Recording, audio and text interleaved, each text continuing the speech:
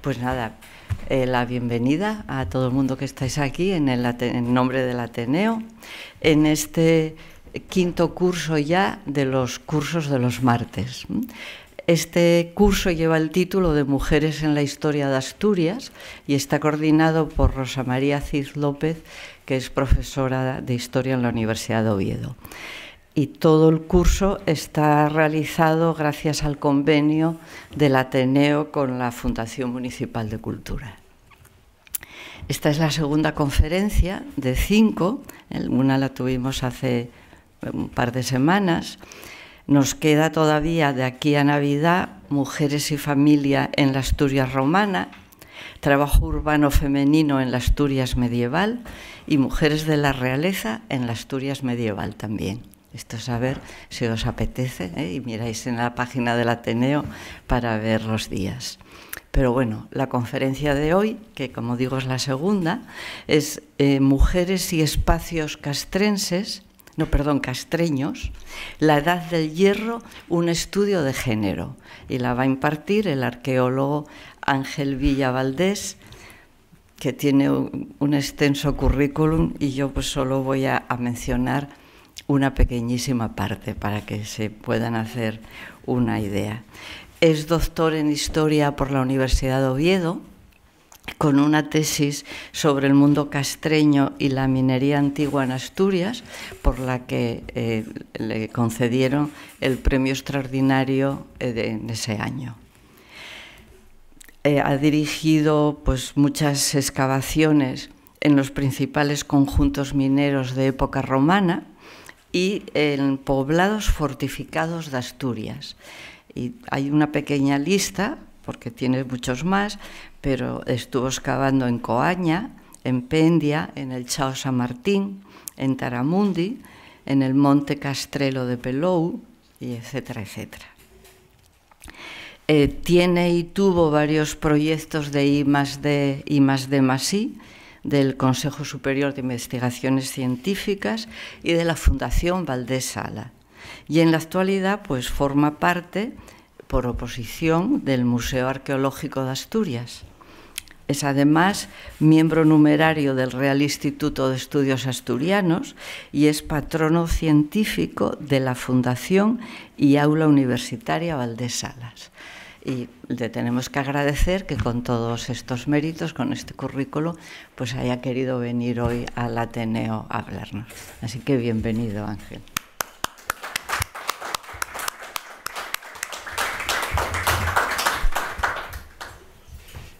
Bajamos un poquitín la luz para mejorar la visión de las diapos.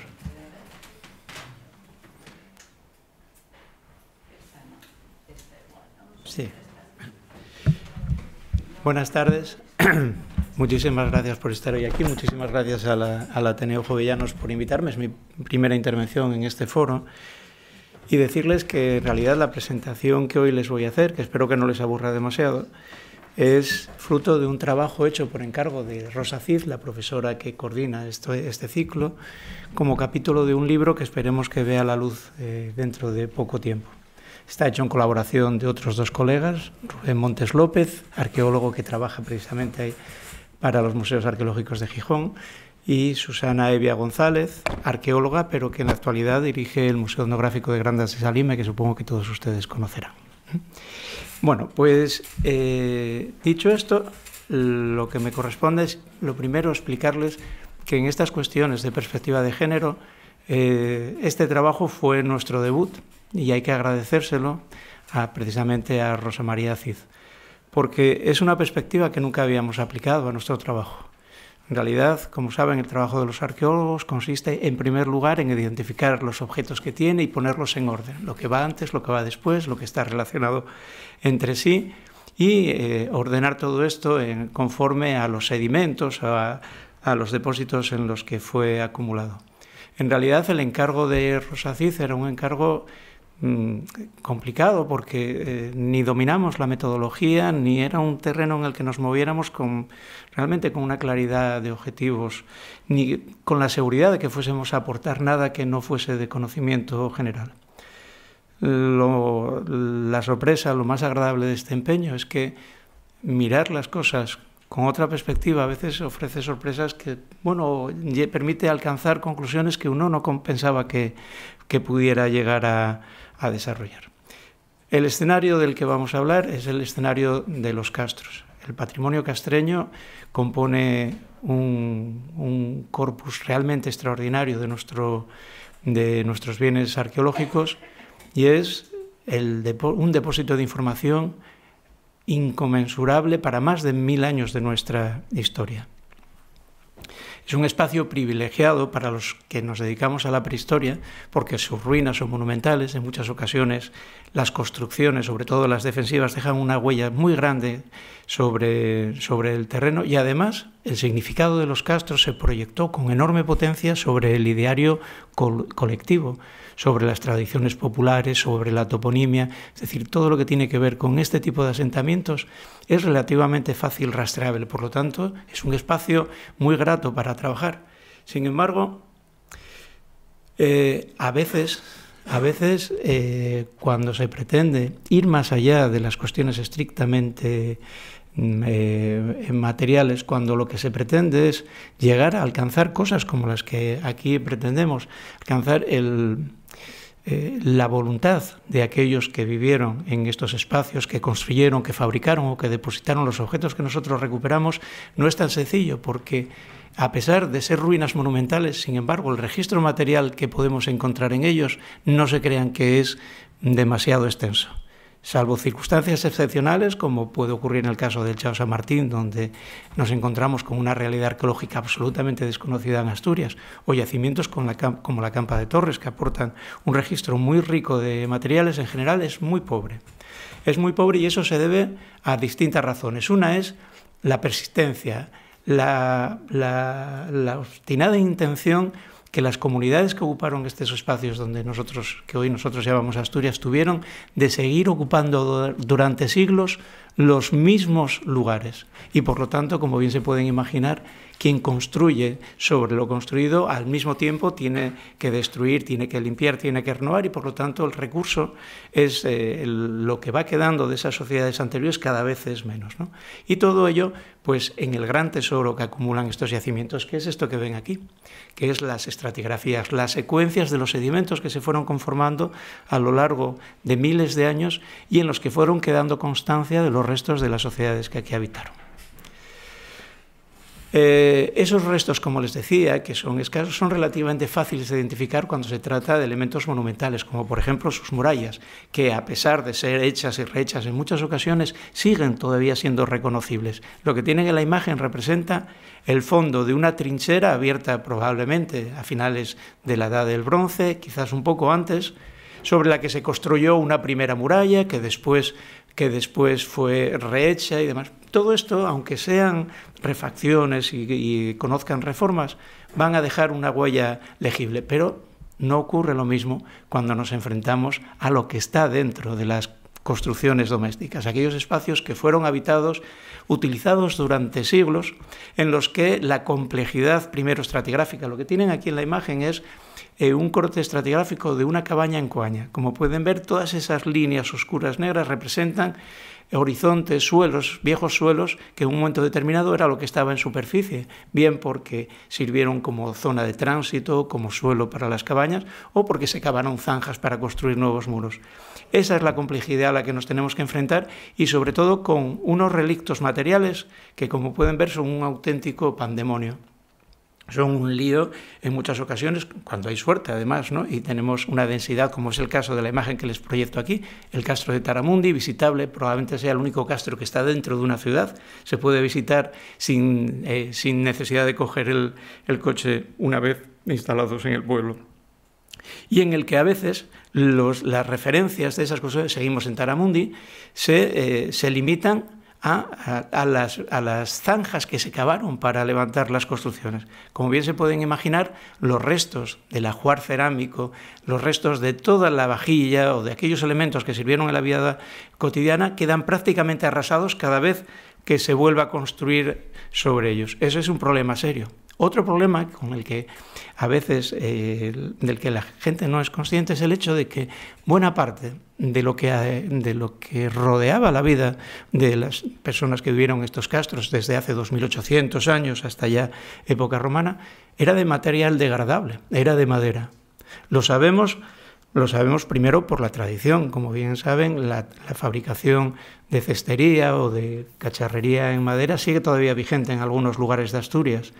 La construcción de tabiques mediante embarados recubiertos de barro también lo era en la Campa de Torres, pero de todo eso, con el paso del tiempo, salvo circunstancias excepcionales, no queda prácticamente nada. Y tenemos la certeza de que era así porque nos lo contaron historiadores que fueron contemporáneos del tiempo de los castros. Algunos ya en un momento avanzado, por ejemplo, Estrabón es un historiador de época de Augusto, contemporáneo de Augusto, por lo tanto vivió en torno al cambio de era, y nos cuenta que los habitantes del norte de la península ibérica no utilizaban vajillas de madera, como los celtas, decía él.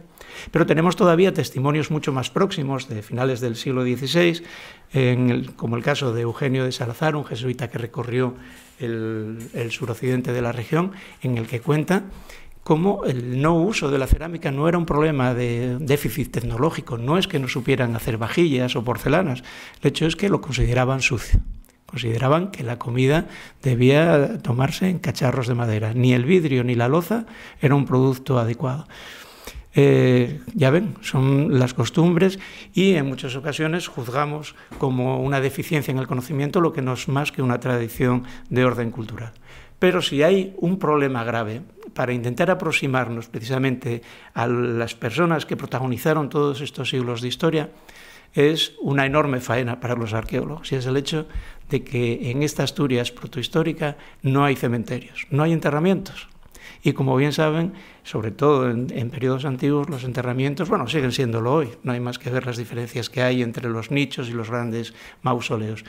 En los enterramientos generalmente suele dejarse constancia del estatus de la persona que allí vivía, también elementos que permiten aproximarnos con bastante seguridad a su sexo, y no les cuento ya nada con los avances que está teniendo la investigación en términos genéticos. Podemos conocer no solo la edad, el género con los restos humanos, la estatura, sino que podemos llegar a conocer su herencia genética, podemos llegar a conocer su alimentación, podemos llegar a conocer el lugar del que procede a través de los estudios precisamente de los isótopos que se conservan en su estructura ósea. Todo eso está perdido. Frente a las grandes necrópolis que se conocen al sur de la cordillera cantábrica, donde se pueden encontrar centenares o millares de tumbas que ilustran cuál era la vida de aquellas personas que fueron allí depositadas, enterradas o incineradas, aquí el silencio es prácticamente absoluto.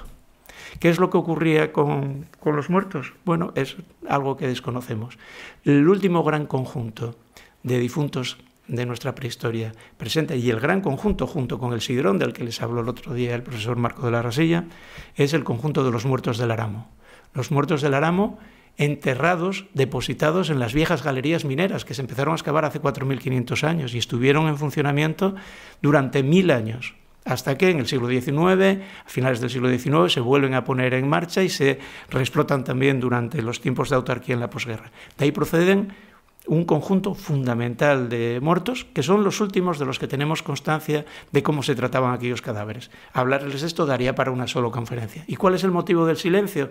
Pues seguramente con todas, evidentemente cabe la posibilidad de que es que no se hayan muerto, que sigan entre nosotros, pero eso es más difícil, ¿no? Lo que es cierto es que probablemente el tratamiento que se daba a aquellos cadáveres pues no dejó un rastro arqueológico. Bien, pues porque sus cuerpos eran entregados al mar, tal cual, o después de la incineración, lo desconocemos, no conocemos estructuras tampoco que dieran lugar a la cremación de esos cadáveres. Una de las de las hipótesis también extendidas es la entrega de los muertos al consumo de aves de rapiña, como elemento psicopompo que traslada el alma del guerrero, en este caso, al más allá, ¿no? Es una práctica que, como saben, sigue todavía en vigor en algunos lugares de Asia, pero desde luego no deja de ser una hipótesis. Nada sabemos acerca de lo que se hacía con nuestros muertos y, por lo tanto, el silencio es absoluto en un campo que lamentablemente nos otorga muy poca información. Y esa es precisamente la que les voy a contar ahora. Porque el periodo del que les voy a hablar se extiende de una forma muy grosera, dicha, ¿no?, desde comienzos del primer milenio antes de Cristo, desde el año 800 y pico, hasta bien entrada ya la implantación romana. Ese es el periodo que más o menos les voy a contar, que es el tiempo en el que el castro se mantuvo en Asturias, lo que hoy llamamos Asturias, como el punto principal aglutinante fundamental de la población, especialmente hasta el siglo I después de Cristo. De la Campa Torres poco les puedo contar, pero lo importante es que durante el primer periodo de todo ese largo tiempo, que conocemos como Primera Edad del Hierro, que también de una forma más o menos grosera podemos situar hacia mediados del milenio, hacia el año 500, tenemos algunos indicios que son relevantes para lo que hoy voy a intentar contarles, que es realmente no el rol de la mujer. No es esa mi intención, porque no creo que pueda llegar a ella, ni creo que pueda haber grandes novedades respecto a lo que se conoce, sino sencillamente intentar buscar el rastro femenino en aquel registro que hasta ahora nosotros estábamos tratando de una forma, digamos, neutra, ¿no? Sencillamente como elementos informadores del pasado, pero sin buscar ese resquicio a la mujer detrás de cada uno de ellos. El primer ejemplo que les voy a poner es el del castro de la Campa Torres, y estamos hablando de esos primeros 500 años del milenio. Hace aproximadamente unos 2700 años, cuando se construye la muralla, se deposita en los sedimentos que descansan sobre ella probablemente pues, el cuerpo de una mujer de unos 25-30 años. Fue excavada por José Luis Maya y, como les digo, está datada pues, hacia el siglo VI, VII antes de Cristo. Su situación, situada precisamente junto al elemento delimitador más importante de los castros, que son los fosos y la muralla, que es lo que la hace visible frente al visitante, frente al posible agresor y demás, tiene un valor que va más allá del mero enterramiento, tiene un valor simbólico, quizás un sacrificio fundacional de la muralla, así lo manejan sus investigadores. El segundo caso de restos humanos que podemos conocer en un tiempo en el que, como les digo, todos los que conocemos, se los voy a mostrar hoy aquí, no suman más de 5, se encuentran en el oriente de la región, en la Sierra del Cuera, donde en una profunda gruta fue identificado los restos de un individuo, en principio, que la Guardia Civil recuperó pensando que se trataba, pues quizás de un difunto ocasionado pues, en tiempos mucho más recientes, ¿no? Lo cierto es que en realidad se correspondía con un enterramiento que había tenido lugar prácticamente en el mismo momento que el de la Campa de Torres. Estamos en el siglo VI antes de Cristo, y es el cuerpo de una mujer de unos 17, 18 años, depositada de espaldas, con una ligera inclinación lateral. Una mujer que además conservaba en las muñecas todavía los brazaletes de bronce con los que había sido allí cuidadosamente depositada. Este enterramiento, yo creo que seguramente lo conocen porque está expuesto en el Museo Arqueológico de Asturias, fue motivo de una publicación monográfica realizada por Jorge Camino y otros profesores de la Universidad de Alcalá de Henares. Lo interesante en este caso es que precisamente, fíjense, la recuperación de esos restos permitió primero reconocer el cuerpo como de una mujer, segundo, que se había muerto con muy buena salud. Era una mujer musculada, con piernas y brazos potentes, con una salud dental relativamente buena, con algunas periodontitis, con algunos problemas de salud derivados de la carga de pesos potentes a la espalda, pero desde luego muy musculada. Debía ser seguramente una pastora que recorría esos picos del Cuera pues, de forma cotidiana. Sabemos que además fue depositada en un acto que trasciende también lo meramente funcional, como el depósito de un cadáver, con enorme cuidado, no fue enterrada y fue además, la acompañó en este acto de despedida final algunas ofrendas como los restos de algunos animales, una pequeña cabra, en función de aquellos que la estudiaron, que acompañó a la pastora en su último contacto con el grupo al que pertenecía. El siguiente ejemplo, y van 3, y créanme, no hay muchos más, está muy próximo en Peñamellera Baja, en la cueva de la Cerrosa, donde están haciendo excavaciones desde hace algunos años, pero los primeros indicios en esta cima, situada ya en las estribaciones de los picos de Europa, fue la identificación de los restos de 2 individuos, del que uno de ellos, solamente las piezas craneales, algunas piezas craneales, permitió identificar como mujer. Hoy las excavaciones continúan, se están encontrando más restos humanos, pero corresponden a periodos mucho más próximos a nosotros, ya en tiempos de la conquista romana. Por lo tanto, al efecto de lo que nos interesa estos huesos, lo interesante es que nuevamente los tratamientos estadísticos realizados sobre ello parecen incidir en que nos encontramos ante un individuo de sexo femenino. Y su fechación también mediante carbono 14 nos aporta esa misma cronología de primera mitad del primer milenio antes de Cristo, lo que en términos generales denominamos Sierra 1. El siguiente caso es el Pico Torres, un descubrimiento reciente. Se sabía que allí había una fortaleza de época medieval, se conservan todavía algunas estructuras, algunas torres, pero nada se sabía de una historia anterior.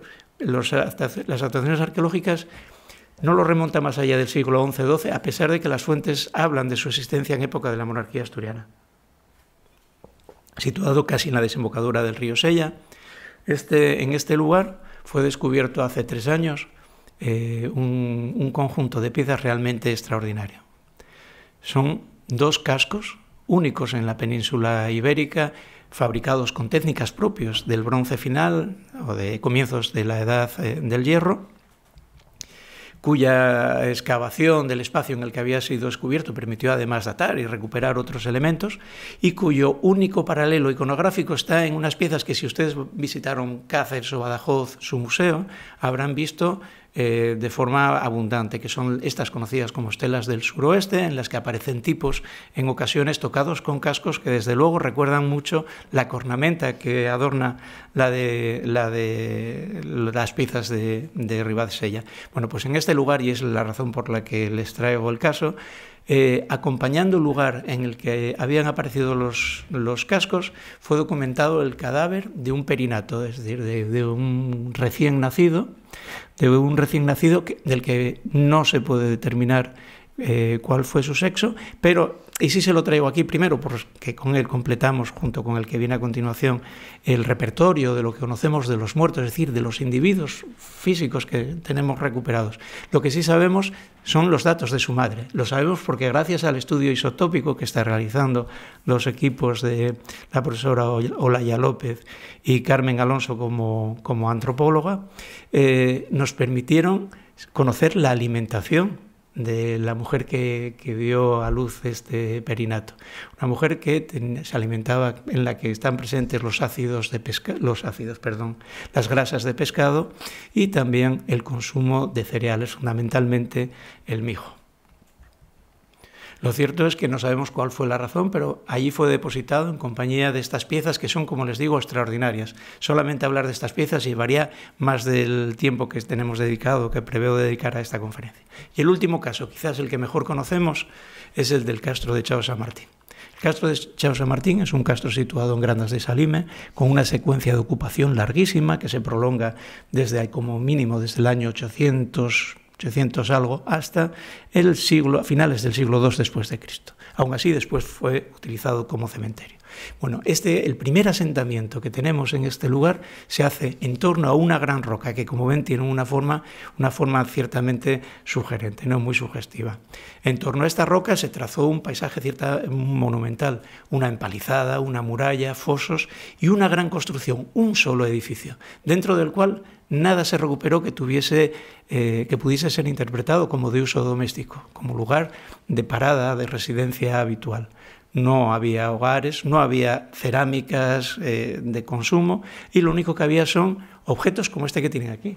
Esto que tienen aquí es una pieza también única, un disco de bronce tallado, fabricado con chapas que están claveteadas, ribeteadas con remaches, sobre un alma de roble con más de 1,55 m de diámetro, una pieza realmente extraordinaria. Esperemos que dentro de poco pueda ser remontada y expuesta en el Museo Arqueológico de Asturias.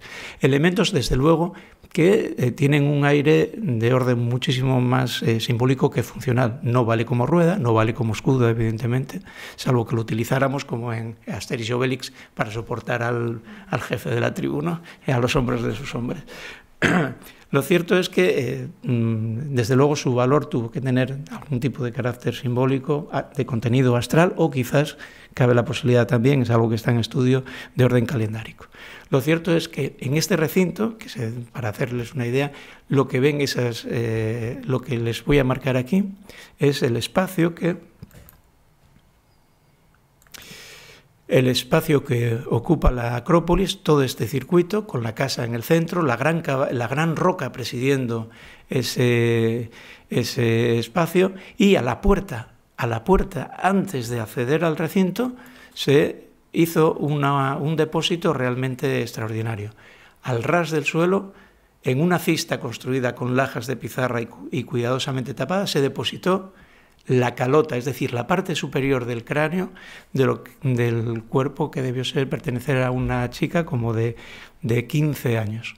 Solamente la calota. Los antropólogos no consideran ninguna posibilidad de que esto sea el relicto de una estructura craneal que se haya ido degradando. Realmente quien puso este bol, que es lo que forma, ¿no?, la parte superior del cráneo, lo hizo con toda la voluntad.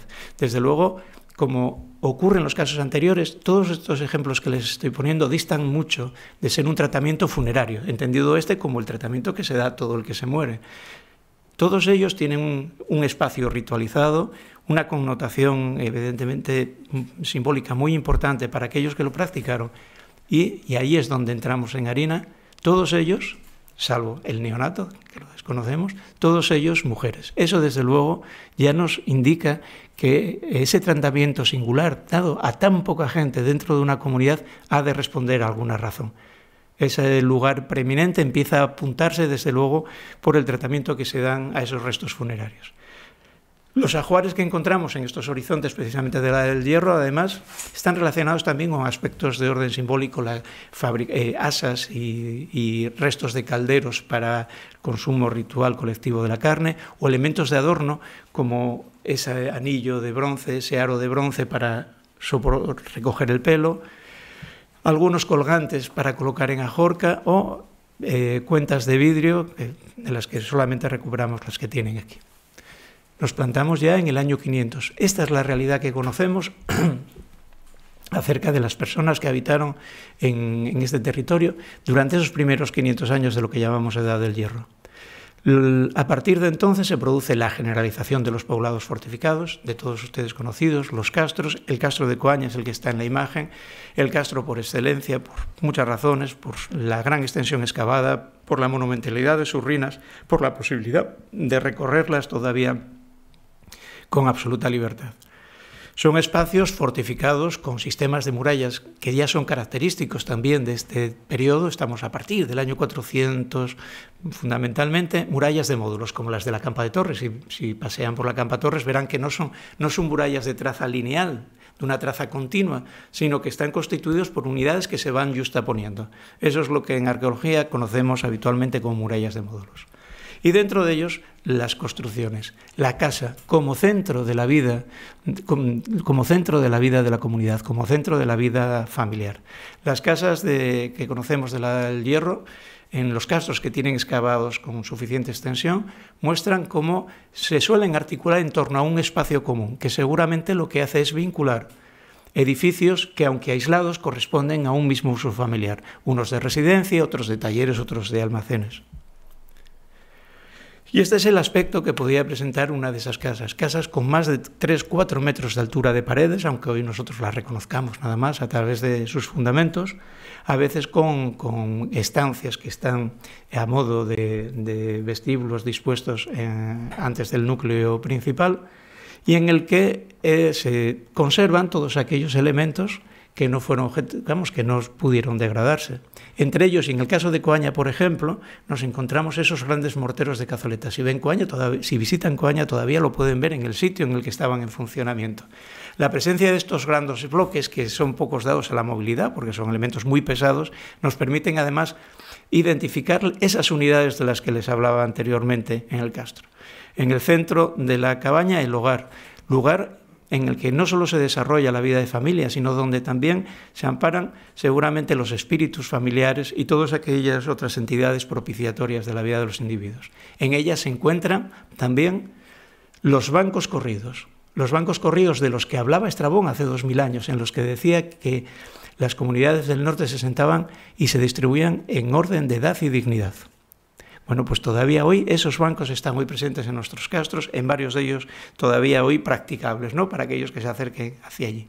Y dentro de esa rutinaria arquitectura doméstica destacan dos tipos de edificios, y verán por qué quiero llevarlos allí.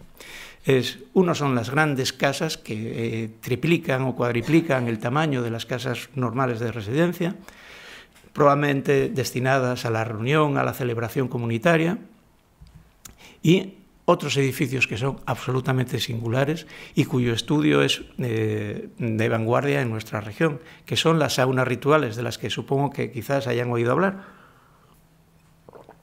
Edificios destinados a la toma de vapor, de baños de calor seco o húmedo, y que rompen completamente la forma de construir de las construcciones castreñas.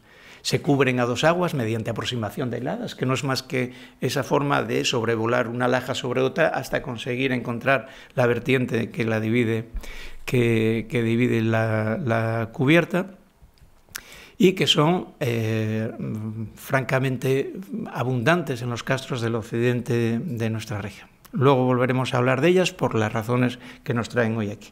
Lo cierto es que dentro de estos núcleos domésticos encontramos las primeras evidencias de aquellos instrumentos, aquellas herramientas que fueron utilizadas en labores que sabemos a través de las fuentes clásicas solían ser encargadas o solían ser cometido de las mujeres, como por ejemplo la molienda, en este caso destinada a la trituración de aquellos productos que no pueden ser molidos en los molinos convencionales circulares. Probablemente frutos como la bellota, de la que Estrabón nos dice que se consumía durante tres partes del año, porque es posible hacer harina con ella y con ella amasar pan que se conserva durante largo tiempo. Junto a ellos, molinos circulares clásicos como los que pueden ver aquí mismo en Gijón, o de vaivén, es decir, esa piedra sobre la que con el manejo manual de la mano de molino se puede obtener la harina.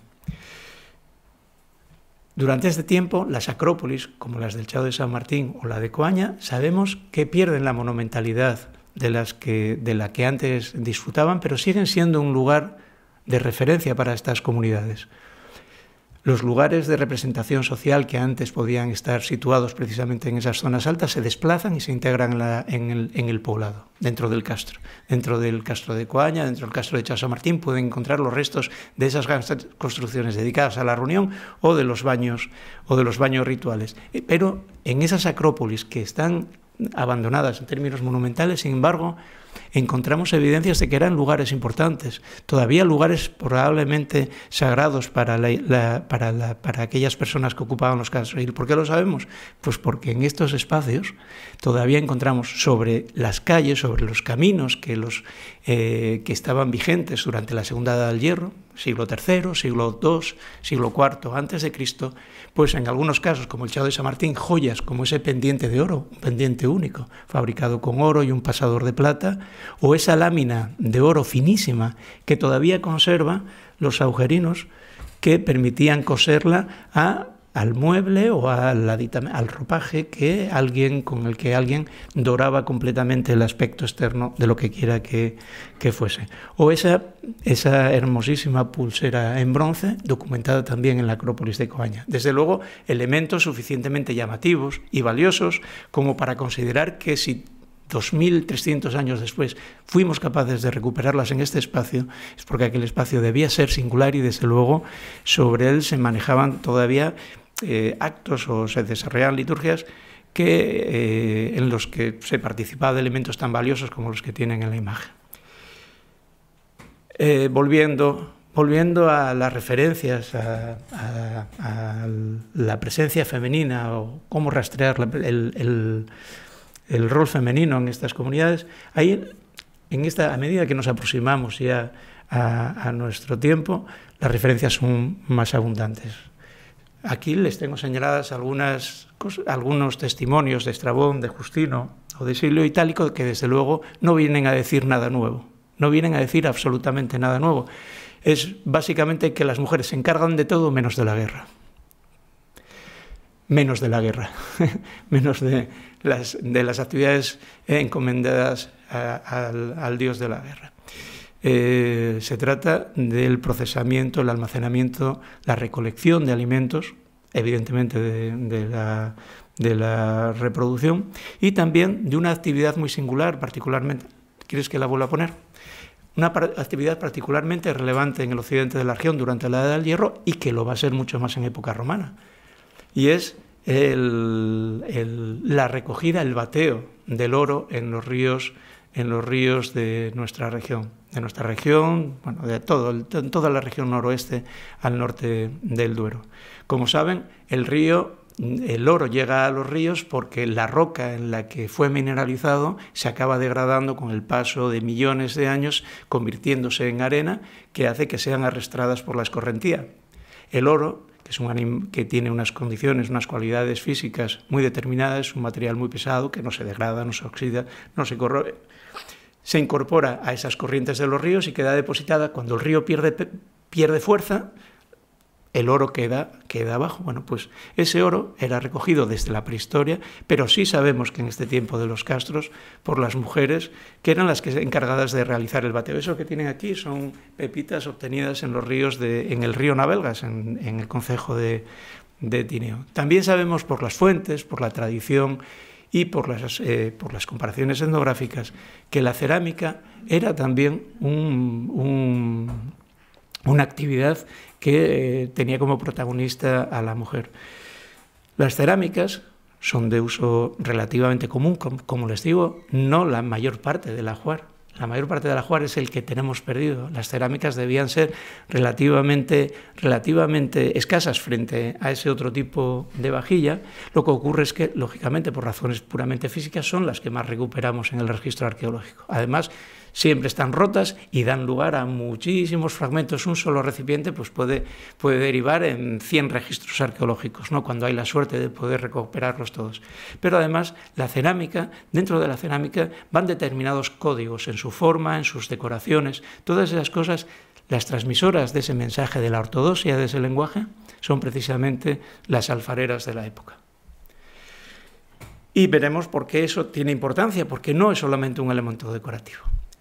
Otra de las tareas en las que se reconoce tradicionalmente también el protagonismo femenino es en la actividad textil. Las agujas, las fusayolas o las pesas de telar son muy frecuentes en los yacimientos castreños, y además se multiplican de una forma también mucho más llamativa también en época romana. Lógicamente el registro es más reciente, por lo tanto mucho más abundante.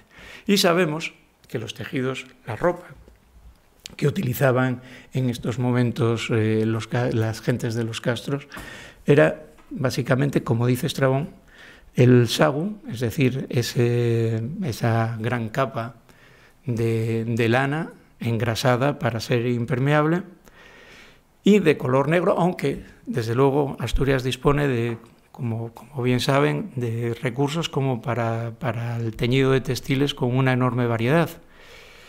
Y, sin embargo, de las mujeres dice, marcando un dimorfismo sexual realmente llamativo, que vestían con vestidos adornados con flores, ¿no? Ahora bien, ¿qué significaban esas flores a los ojos de quien no comprendía el mensaje que se transmitía en esos motivos geométricos? Pues eso es de lo que les voy a hablar ahora, un pequeño excurso que espero que no les aburra mucho.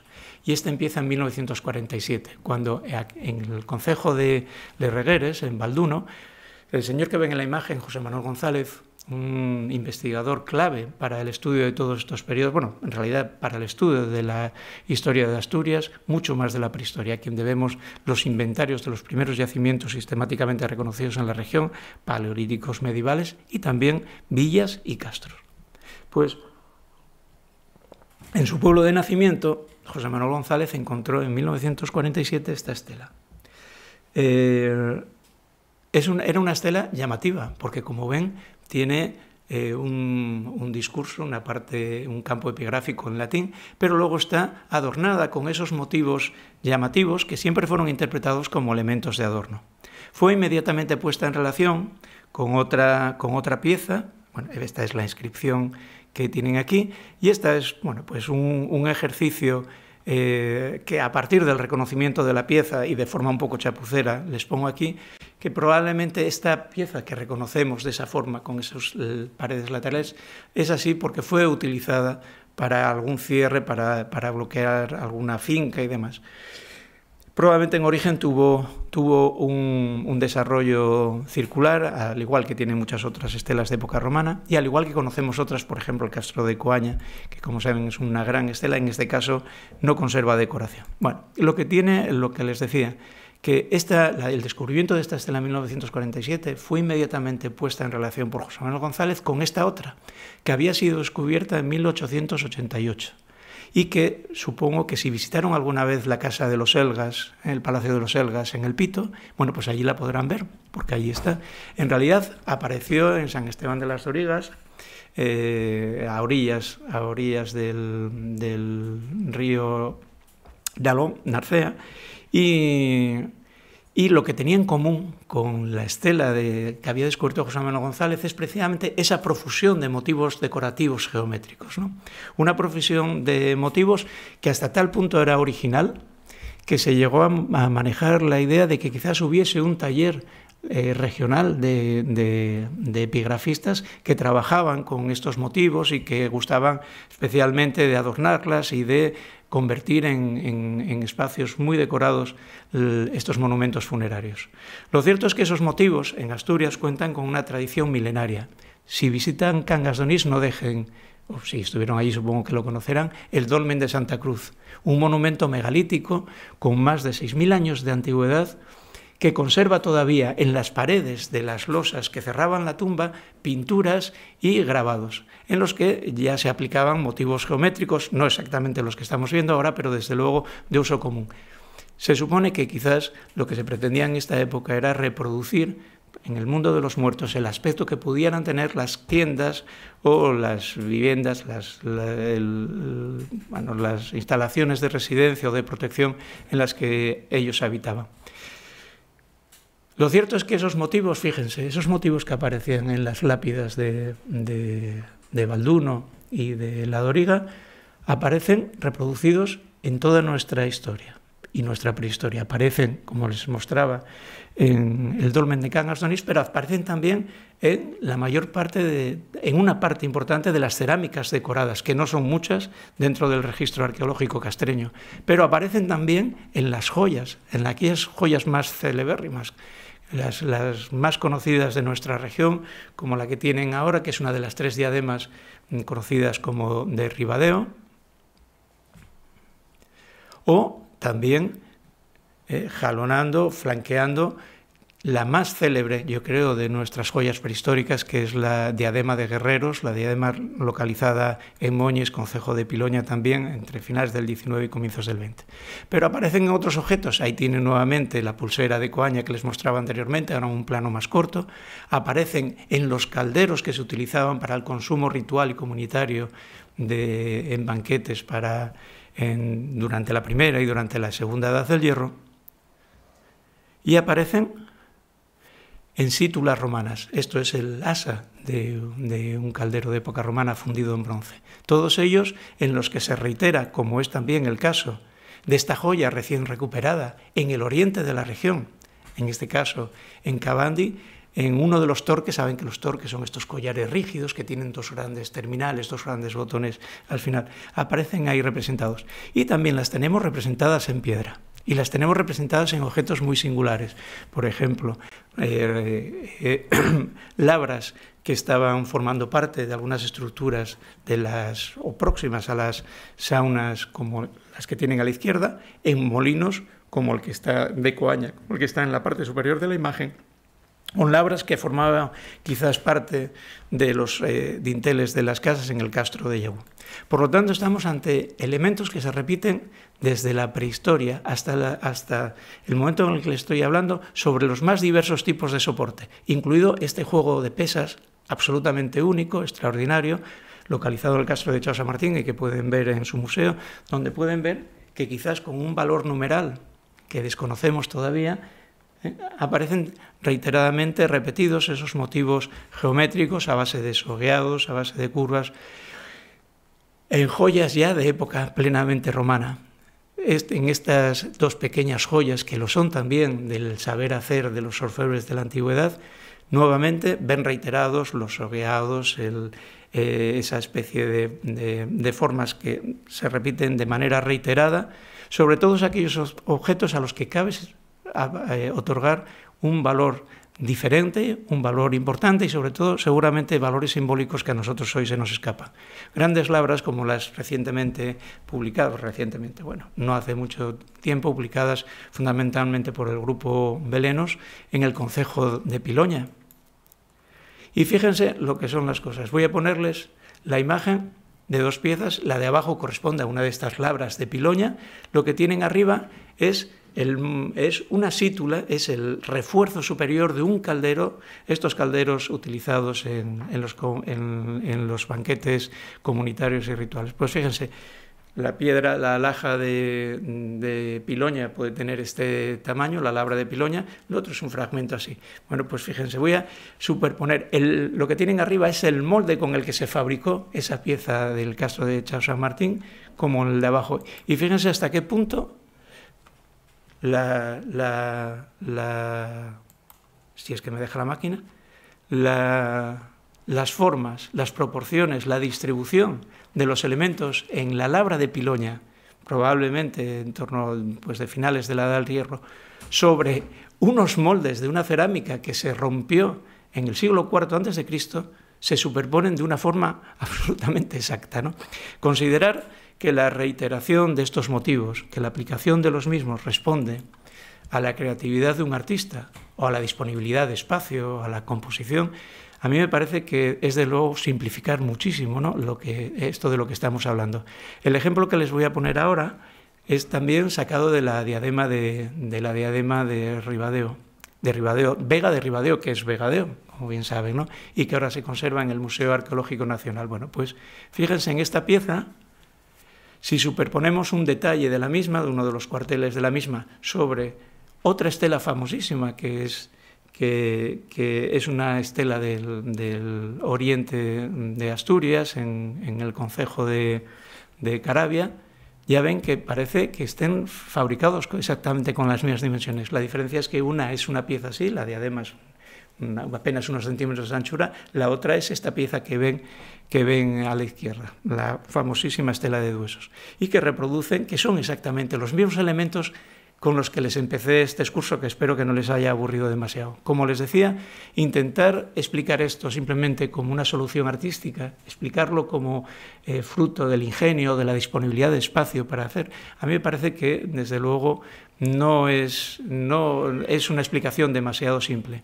Y quizás la forma que podemos intentar de aproximarnos al significado de esas piezas, podríamos encontrarlo en la distribución precisamente de los pueblos, de los antiguos pueblos que conocemos por las fuentes romanas en lo que hoy llamamos Asturias, con los albiones al oeste o en torno al río Navia y hacia el oeste, orgenomescos y badinienses, pueblos cántabros al oriente del Sella, y en el centro tenemos los pésicos, al occidente los lugones en la zona central. Bueno, pues todo este tipo de monumentos que se conservaron, aparecen precisamente jalonando esos espacios de frontera. Y por lo tanto cabe suponer que parte de esos significados que se están transmitiendo ahí son significados que tienen un valor seguramente de tipo étnico. Están señalando el territorio de alguien. Y por eso precisamente en esas estelas romanas que les proyectaba al comienzo, que son, según los epigrafistas, de los modelos más antiguos que se realizan en Asturias, quizás el artista lo que esté haciendo es reproduciendo el mensaje que está puesto en el nuevo lenguaje del poder, en el latín, que está inscrito en la piedra con alfabeto que probablemente era desconocido para la mayor parte de los que tenían acceso a ese monumento, pero está también escrito con ese código gráfico que era perfectamente reconocible a quienes habitaban y a quienes participaban o formaban parte de la familia o de la comunidad de los difuntos, ¿no? El hecho de que estas estén en la frontera, además, una frontera como es la del Sueve, en el que apareció esta inscripción, que fue motivo de muchísimas discusiones, en las que se sitúa la pieza. Aproximadamente está aquí, en la ladera interior del Sueve, bueno, Astures y Lugones. ¿Sobre qué podía significar? Lo más probable es que lo que esté haciendo es referencia a una doble realidad, a la realidad jurídica, que es la de la pertenencia al convento jurídico Astur, creado por Roma tras la conquista, y a la unidad étnica de la que procedían, que pudieran ser los lugones. Desde luego, en términos geográficos, sería absolutamente pertinente.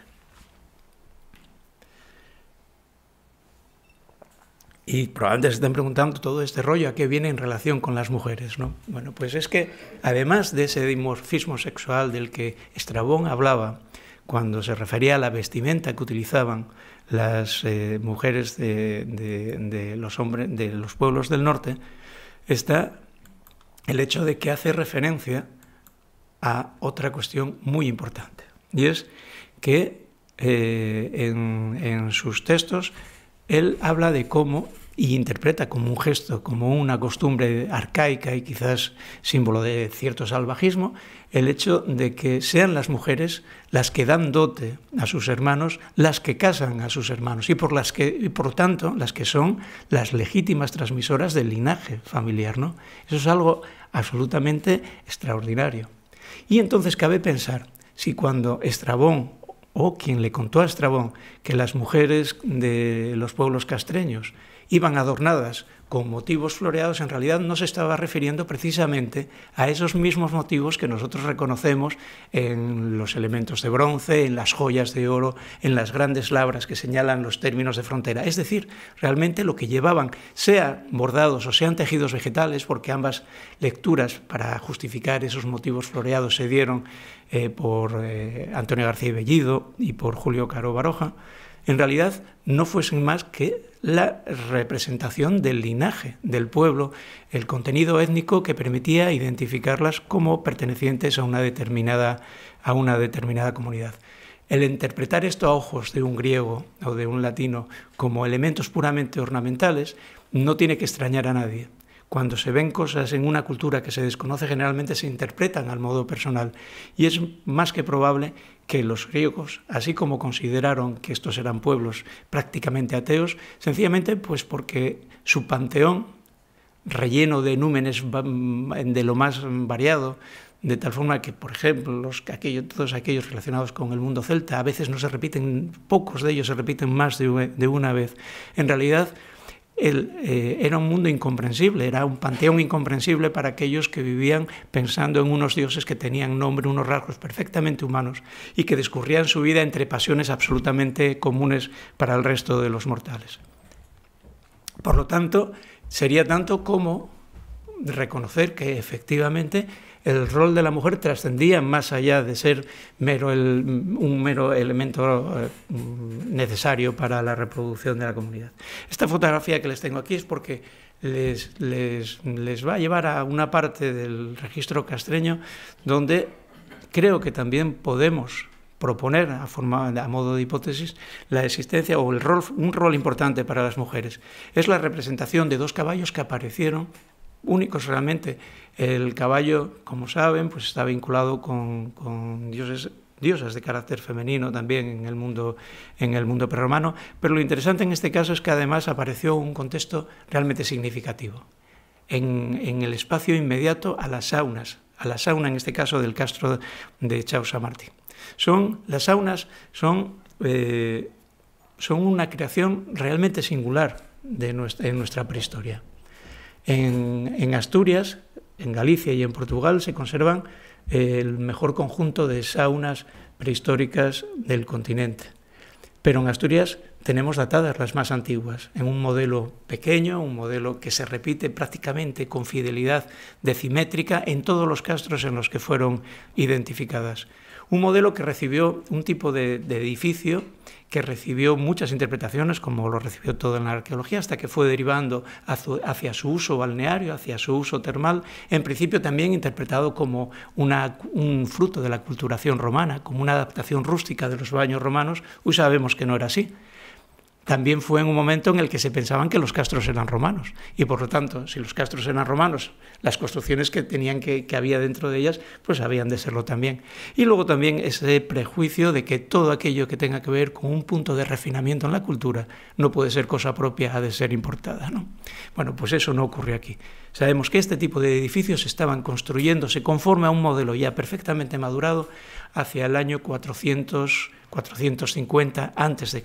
Es decir, faltaba todavía un tiempo largo para que llegase. Su nombre en general fue dado a conocer en Portugal como Pedras Formosas, porque una parte sustancial de esos edificios a través del cual se entraba en la zona de calor había que hacerlo a través de tabiques como el que ven ahí. Si visitaron Briteiros o Sanfins en Portugal, las habrán visto. Son las Pedras Formosas, denominadas así por la cuidadísima decoración que presentan algunas de ellas. Y ahí es donde volvemos nuevamente a la materia. Lugares destinados a los baños de calor seco o húmedo. Esta es una recreación sobre la sauna de Briteiros, obtenida en el Centro de Interpretación y en algunas de sus publicaciones.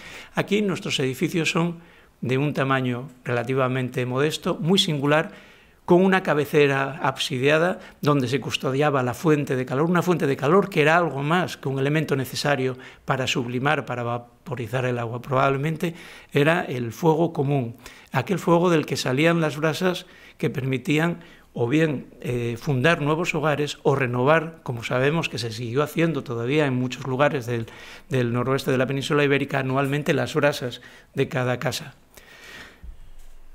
Y el procedimiento, sin ir mucho más allá, de entrada y de salida del edificio era realmente difícil. Había que entrar, incluso para preparar el edificio, había que entrar a través de este pequeño orificio, que ya ven las dimensiones que tienen, apenas unos 30 centímetros de altura. Por lo tanto, no se trataba de un espacio destinado a un uso común, a un uso, digamos, fácil o de diversión, ¿no? Si reparan en la forma que representa la gran piedra, desde luego la forma necesariamente la que había de salir el usuario evoca poderosísimamente el momento del parto. Y además los ambientes así invitan a ello, el espacio interno protector, cálido, oscuro, húmedo, al exterior nuevo, claro, amenazador, frío, ¿no? En realidad, esta es la interpretación que se viene dando a este tipo de edificios de orden con una funcionalidad esencialmente ritual, destinados a la renovación o ritos de purificación de los individuos. No deja de ser también, al fin y al cabo, la manipulación de la capacidad benefactora de las entidades que vivían en las fuentes, en los ríos, al servicio de la propia comunidad. Y tiene, pues bueno, todos los parecidos con lo que los cristianos hacen con el agua del Jordán, que es lo que se lleva a los baptisterios, donde, mediante la inmersión, el miembro que se incorpora a la comunidad de fieles, ¿no? Lo que ocurre es que esto ocurrió hace 2500 años, aquí, en Asturias. En fin, lo interesante en este caso, y a ver si consigo terminar sin aburrirles mucho más de 10 minutos, es que asociados a estos elementos tan singulares, a estos espacios singulares, nos encontramos precisamente estos motivos en los castros. Por ejemplo, el de arriba es el castro de Coaña, el de abajo el castro de Peló en Grandás de Salime. Y fíjense nuevamente eso que se puede interpretar como coincidencias. Fíjense en los los cuarteles inferiores de esta piedra, que es una de esas piedras formosas del norte de Portugal. En Asturias no tenemos estos bloques graníticos, probablemente esa función la cumplía. Sabemos que existían porque están las ranuras donde se insertaban, pero probablemente eran de materiales, al igual que la cerámica, que las vajillas, perecederos que no llegaron a nosotros, ¿no? Pero fíjense la similitud de los cuarteles, de los motivos representados en los cuarteles inferiores, si consigo que me haga caso, en esos dos espacios, o la representada en Coaña, o los cordones que aparecen en la Pedra Formosa de Famalicao y en el Alto das Eiras, y las que aparecen en Monte Castrelo de Peló. Desde luego, la posibilidad de que todo esto pudiera deberse a la pura casualidad, yo creo que puede ser descartado, ¿no? Y bueno, ¿y cuál es si realmente, como les estaba diciendo antes, podemos relacionar a la mujer con la portaduría precisamente de todos esos símbolos? Cabe también la posibilidad de que con esa representación tan manifiesta también del parto, mediante la reiteración de estos mismos elementos ornamentales, la mujer pudiera haber desarrollado algún papel relevante en esa liturgia de orden religioso.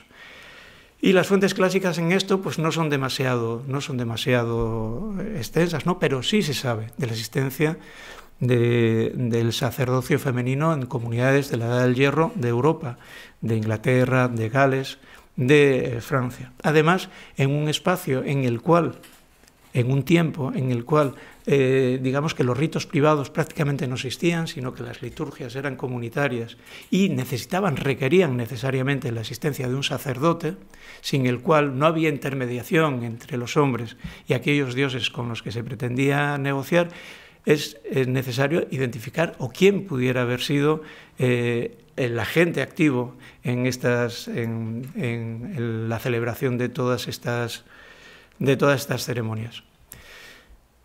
Precisamente en relación con estos ritos de regeneración, de resurrección, de pureza, tenemos un testimonio iconográfico muy relevante, que es el caldero de Gundestrup, en el que aparecen deidades femeninas, una de ellas precisamente sumergiendo en esos calderos de los que reiteradamente les hablo, a un guerrero que vuelve a la vida gracias a la inmersión en ese espacio ritual. Y por lo tanto yo creo que es más que probable que las liturgias que se celebrasen dentro de estos edificios y el mantenimiento de los mismos, que debía ser cuidadoso, pues dentro de ellos, como les digo, se conservaban instituciones políticas, como puede ser ese fuego común compartido por toda la comunidad. Pues a mí me parece que cabe pensar que podría ser bastante razonable que quienes organizasen toda esa ceremonia fuesen precisamente las mujeres. Evidentemente, lo que estoy haciendo no es más que un ejercicio puramente hipotético, no se trata ni de empatar, ni pero me parece que es razonable el contexto, los elementos representados en cada uno de estos edificios, ¿no? Y de hecho, y arriesgando todavía mucho más, y seguramente como objeto de polémica, volviendo a esa joya tan maravillosa de Moñes, en la que aparecen representados guerreros a caballo y a pie, jinetes e infantes con lanzas, con puñales, con cascos. Sin embargo, hay dos figuras, una figura que se repite en varias ocasiones en esta imagen en dos ocasiones, en las que, si se dan cuenta, no porta armas y presenta abultamiento pectoral, aparecen unas caderas bastante marcadas y, desde luego, yo creo que no cabe descartar que lo que el artista quiso representar en esta imagen sea un relato más o menos literario, o sea, simplemente motivos superpuestos, según las teorías que se manejan. Desde luego, yo creo que cabe la posibilidad de que los cuerpos que estén ahí representados no sean de varones, sino sean precisamente de mujeres. Esas mujeres que aparecen representadas en el caldero de Gundestrup como como divinidades capaces de devolver la vida a los guerreros, esas mujeres que probablemente organizaban todas esas ceremonias en los que esos calderos de los que de forma reiterada les vengo hablando, decorados con esos motivos que se reiteran en las estelas romanas, en las joyas, hubiesen podido ser efectivamente personas, hubiesen podido ser mujeres, ¿no? Y llega el mundo romano, y con esto vamos acabando, porque con esto se acaba todo. Como saben, la conquista iniciada en el 29, finalizada en el 19-16 después de Cristo, dio lugar a un encontronazo de culturas fuerte, violento y desigual, de cambios muy rápidos, de cambios muy profundos.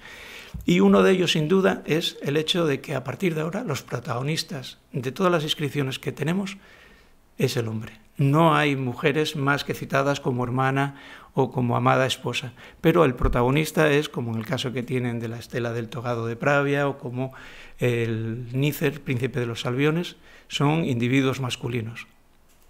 Además, en listados en los que se menciona, este es un documento extraordinario, es un listado, es nuestro primer censo, un censo, quiero decir, en términos de enumeración de individuos, de más de 35 personas enumeradas en una pizarra escrita con letra cursiva, no aparece ya, no hay lugar para una sola mujer, solo aparecen Flavios, Antonios, nombres que nada tienen que ver ya con el mundo femenino.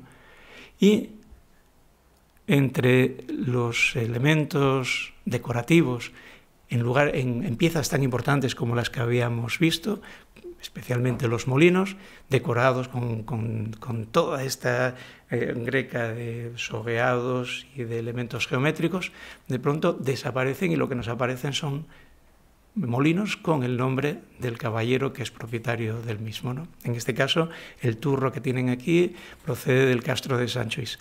El resto, bueno, los tienen en la imagen, proceden de Coaña, proceden de distintos castros de la región. Todas estas cosas que les estoy contando las pueden encontrar en este par de artículos que los pueden encontrar en las redes sin ningún tipo de problema. ¿Qué es lo que ocurrió con las mujeres a partir de este momento? Pues bueno, la historia es más o menos conocida, siguen moviéndose en el anonimato. Aquellas que probablemente tuvieron esa relación especial como intermediadoras entre los hombres y el mundo del más allá, pervivieron. De hecho, seguramente la Brusa asturiana, esa que trató, yo creo que de una forma brillante, Juan Luis Rodríguez Vigil en el trabajo sobre la brujería en Asturias, y que las describe como mujeres resilientes, como mujeres que además no competían ni con el panteón clásico ni con los dioses cristianos. En realidad, ellas lo único que buscaban era el equilibrio con la naturaleza, el conocer el medio en el que vivían. Siguió siendo una mujer diferente, siguió siendo una mujer apartada, siguió siendo una mujer también con prestigio, pero ya en un anonimato. Todas, de hecho, con el mundo romano, druidas y druidesas acaban siendo reducidas al papel de magos, destinadas pues, a procurar encantos o realizar jordinerías destinadas a los más distintos fines, ¿no? En realidad, esas mujeres desaparecen de nuestra historia, pasan a un silencio absoluto en una sociedad regida ya de una forma inequívoca e indisimulada por criterios que priman, desde luego, al hombre, a la figura masculina sobre el resto. En fin, con esto espero no haberles aburrido demasiado, no haber contado cosas demasiado también aventuradas que les puedan haber resultado demasiado fantasiosas, pero quiero decirles que esta, bueno, es el resultado de un encargo que no sé si hicimos bien en aceptar, pero que desde luego fue tremendamente enriquecedor realizar. Muchísimas gracias por su atención.